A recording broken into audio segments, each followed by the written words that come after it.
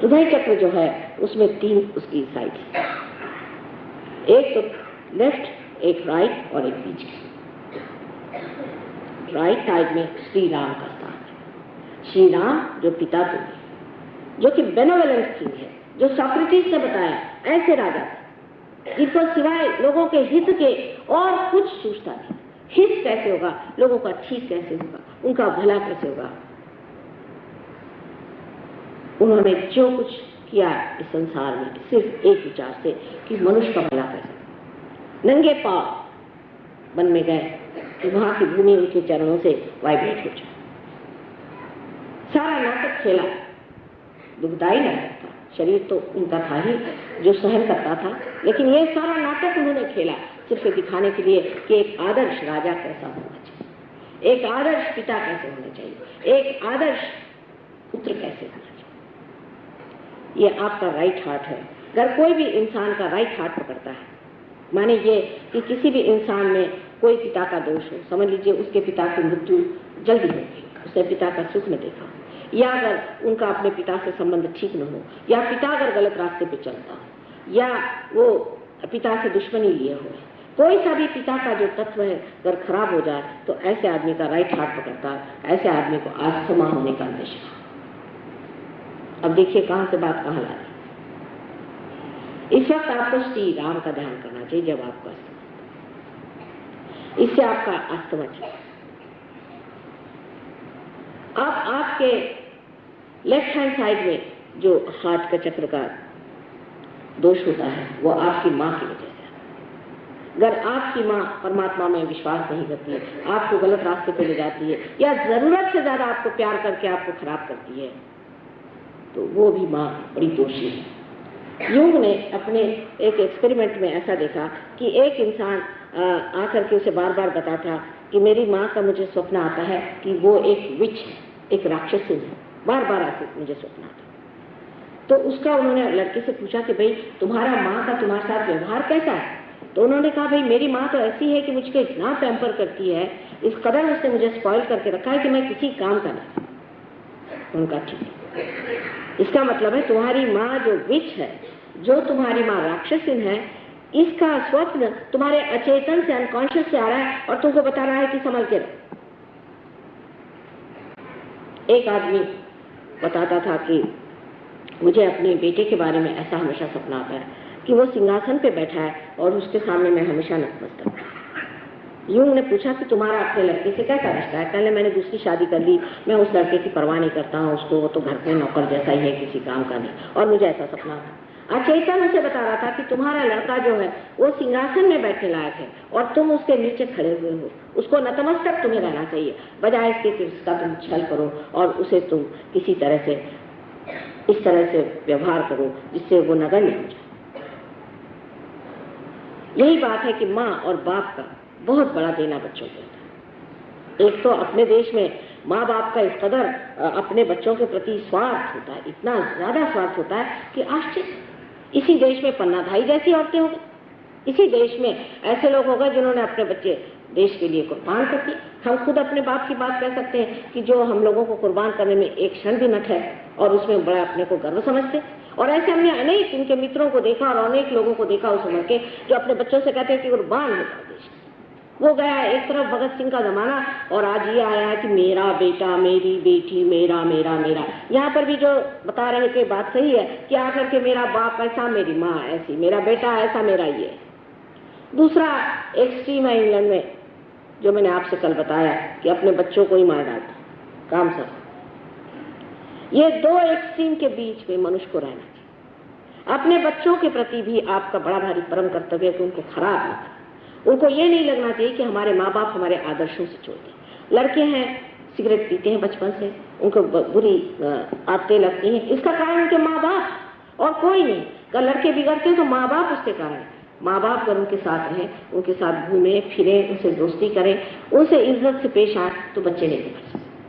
अब ये दोनों चक्र जो हमारे अंदर हैं और माँ के दोष से अनेक रोग आ सकते हैं। माँ के दोष से ऐसे ऐसे रोग आते हैं कि जिसका निवारण करते करते हम पगला जाते हैं। खासकर टीबी की बीमारी जो है ये माँ से। किसी को अगर टीबी की बीमारी है तो जिसकी माँ बचपन में मर गई हो या माँ का प्यार जिसे न मिला हो, जिस आदमी ने माँ को जाना नहीं, उसे टीबी की बीमारी हो जाए। आप सोचिए इस देश में, इस महान देश में जहाँ की माँ की लोग पूजा करते हैं, वहाँ कितने लोगों को टीबी हो जाती है। इसका मतलब यह है कि माँ जो है बच्चों को खराब कर रही है, माँ उनको दोष लगा रही है, माँ उनसे बुरी तरह से पेश आ रही है। इसका ये नहीं मतलब कि आप बच्चों को हर समय डांटते रहे, फटकारते रहे, लेकिन एक अपनी प्रतिष्ठा के साथ अपने बच्चों के सामने ऐसा एक उदाहरण रखना चाहिए कि बच्चे देखें कि ये देखिए ये हमारी माँ है, इनका बर्ताव कैसे है और हमारा बर्ताव कैसे। आप ही उनके सामने अगर बहुत चीप तरीके से रहे, रात दिन अपने श्रृंगार में लगी रहे या पति से हर समय लड़ती रहे, तो वो बच्चा भी आपकी क्या इज्जत करेगा। स्त्री में जब तक वो बात नहीं आएगी तब तक वो बच्चे में कैसे। वही बात पिता की है। जब पिता स्वयं शराब पीता है, आवारा है, घूमता है, घर में नहीं बैठता है, बच्चों से मिलता जुलता नहीं है, बीवी को बातें सुनाता है, ऐसों के बच्चे कैसे हो? क्या बड़े अच्छे हो सकते हैं?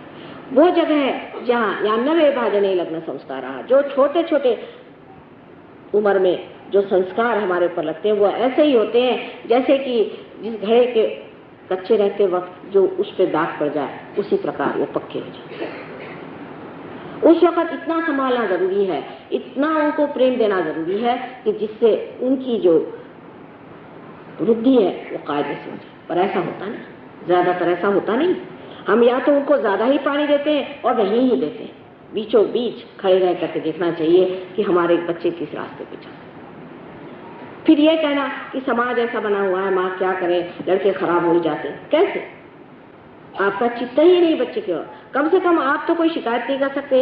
इंग्लैंड अमेरिका में तो लड़कों को डोल मिल जाता है, 18 साल में तो बेकार जाते हैं, पर आप लोग तो जिंदगी भर उन बच्चों को पालते हैं। फिर भी क्या हुआ, थोड़ा सा शराबी तो पीता है, सिगरेट पीता तो आजकल सभी पीते हैं, उसको गंदी आदतें थोड़ी बहुत औरतों के पीछे भागता है, कोई हर्ज। इस तरह से अगर आप अपने बच्चों के प्रति अपना रुझान रखें, ये तो इसको मैं कहती हूँ कि आप उनके दुश्मन हो गए।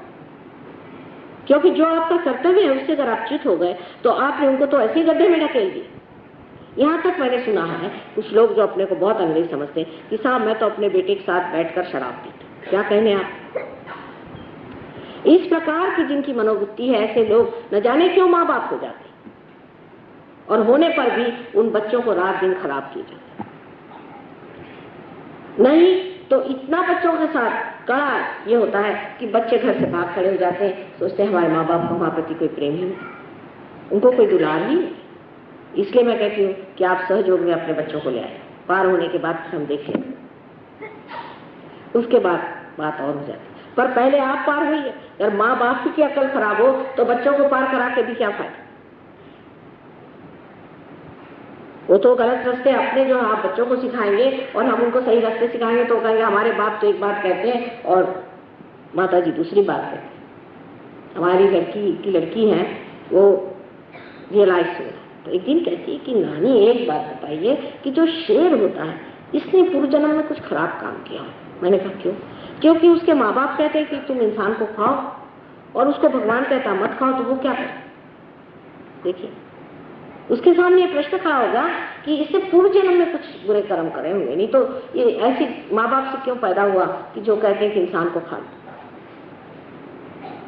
यही प्रश्न हमारे दिमाग में आना चाहिए कि आखिर ऐसा कौन सा हमने पूर्व जन्म में कर्म किया है कि जिसके कारण हम अपने बच्चों को ठीक रास्ते पर नहीं लगा सकते। ये दोनों चक्र ठीक हो जाने से आपकी माँ और बाप, ये दोनों स्थितियां जो है ठीक हो जाती।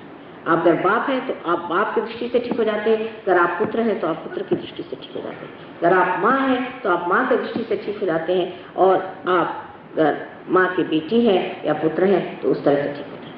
ये दोनों चक्र ठीक हो जाने से ही अपने देश के जो नवयुवक हैं ये संभलेंगे। आप जानते हैं कि हजारों लोग परदेश में हमारे शिष्य, इनके माँ बाप तो पागल ही लोग हैं अधिक। वो लोग शराब पीना, रात भर बाहर रहना, वहाँ की औरतें 4-4 बार शादियाँ करती हैं, आदमी 6-6 बार शादियाँ करती हैं और सब अनाथालय में बुढ़ापा काटते हैं। ऐसे बेचारों ने कौन से कुकर्म किए होंगे कि ऐसे उनको माँ बाप। पर ये लोग जब सहयोग में आ गए तब ये अब समझ गए कि अब हमारी शादियां हो गई सहयोगियों में, अब हमारे यहाँ बड़े बड़े ऋषि मुनि पैदा हो रहे हैं और इनके लिए हमें कैसे बर्ताव। उन्होंने एक नई धारा बना ली है कि इनके सामने किस तरह से रहना।